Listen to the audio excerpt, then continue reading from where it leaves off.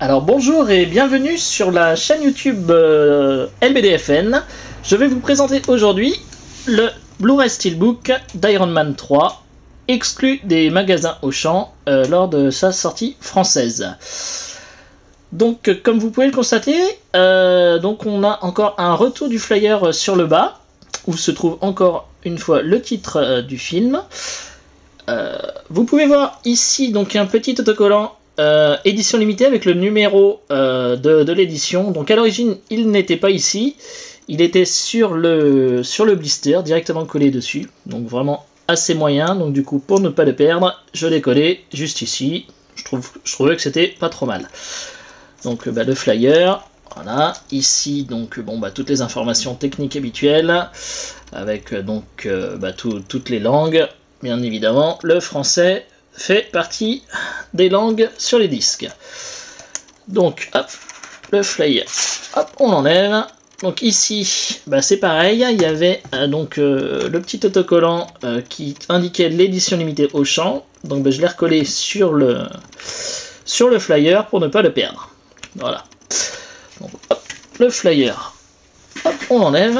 Donc voici le recto, complètement libéré de ses entraves. Donc vous pouvez voir qu'il y a un cadre et donc le logo central est embossé, donc en relief. Je vais essayer de vous le faire voir un petit peu mieux. Voilà, donc c'est l'arc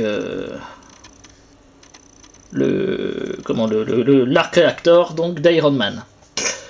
Donc voilà, un petit peu d'effet brûlé ici qui est quand même pas mal. C'est assez sympathique ici aussi, donc un petit peu partout. Bon, c'est vrai que s'il y avait eu un petit light-up sur l'arc réacteur, ça aurait été quand même beaucoup mieux. Donc au niveau de la tranche, hop, c'est de ce côté.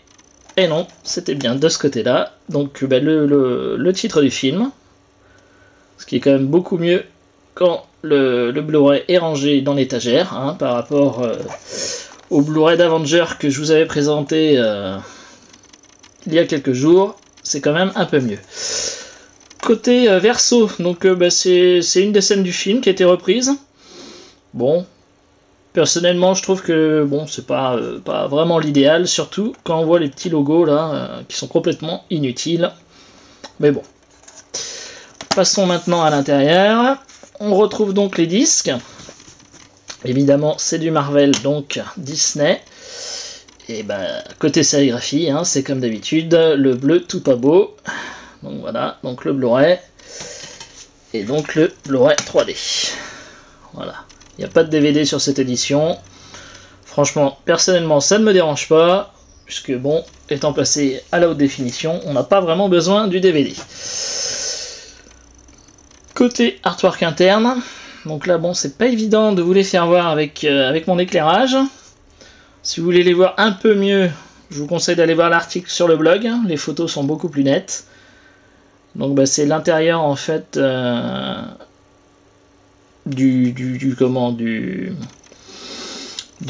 chez Tony Stark en fait, où on voit toutes ces armures. Voilà, et là Iron Man au milieu. Bon, c'est vrai que c'est pas terrible en vidéo. On peut voir aussi ici l'embossage à l'envers du recto. Voilà, hop, et on finit avec le steelbook mis à plat.